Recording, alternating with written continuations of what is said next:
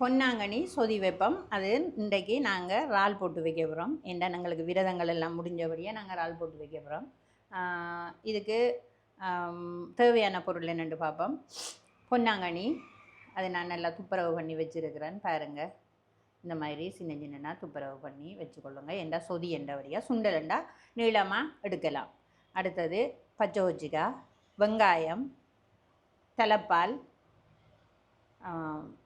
இறால், மஞ்சத்தூள், கன்னிப்பால் அதுவும் தேவை. நாம் இதை எப்படி சமைக்கிறேன்னு பார்ப்போம். இதுக்கு முதல்ல கொஞ்சம் தண்ணி விட்டுட்டு, நாம் முருங்கலை சொதி செய்த மாதிரி தான் கிட்டத்தட்ட. இது கொஞ்சம் தண்ணி விட்டுட்டு இந்த பச்சை ஒச்சிக்காயை இதுக்குள்ள போட்டுட்டு அதோட கொஞ்சம் கல்லுப்பும் சேர்த்து இதை இப்போ அவிய விடுவோம். நாம் மூடி அவிய விடுவோம். இது அவிஞ்சிட்டுது. இதை நாம் இந்த கடைஞ்சி விடுவோம். கடைஞ்சி இந்த முருங்கலைக்கு சொதிக்கு நாம் கடைஞ்ச அது மாதிரி கடைஞ்சி விடுவோம். நம்ம இதுக்குள்ள இந்த கன்னிப்பாலை விடுவோம். 2 பால் 2 பால் கன்னிப்பாலை விட்டுட்டு இதுக்குள்ள கொஞ்சம் மஞ்சத்தூள், சின்ன வெங்காயம் போடுவோம். இப்போ நாம் இந்த இறாலை வந்து நான் 2 வெட்டி வச்சுருக்கிறேன். ஏனெண்டா அது இந்த சுவையாக இருக்கும். அது அப்படி 2 வெட்டி போடுறது இல்லை. நிறைய இறால் இருக்கிறார்கள் போடலாம். அப்படி கொஞ்சம் இறால் தான் கிடக்குது, அதால் நான் 2 வெட்டி போட்டிருக்கிறேன். மற்ற 2 வெட்டி போட்டாலும் சுவையாக இருக்கும். அதையும் இதோட சேர்த்து நாம் கொதிக்க விடுவோம். 2 கொதி வரும் வரைக்கும் இதை மூடி வைப்போம். நாம் மூடி இதை கொஞ்சம் கவனமாக பார்த்துக்கொள்ள வேண்டும். ஏனெண்டா இது கொதிச்சு பால் வழிஞ்சிடும். அதுக்காக அடிக்கடி திறந்து பார்த்துக்கொள்ளுங்க. இப்போ பாருங்கள், இது நல்லா ஒரு 2-3 தினம் கொதிச்சிட்டுது. இனி நாம் இதுக்குள்ள நல்லா வெங்காயம் எல்லாம் அவிஞ்சிட்டுது, பாலும் அவிஞ்சிட்டுது. இப்போ நம்மளோட இந்த பொன்னாங்கண்ணியிலேயே போடலாம்.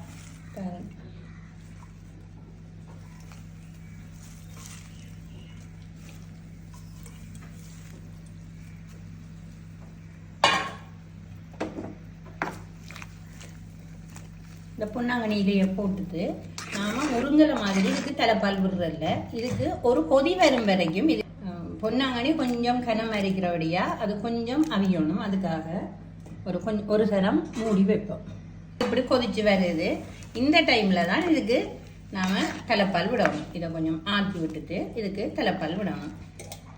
இப்போ இந்த தலைப்பாலை விட்டோம்ல, சரி.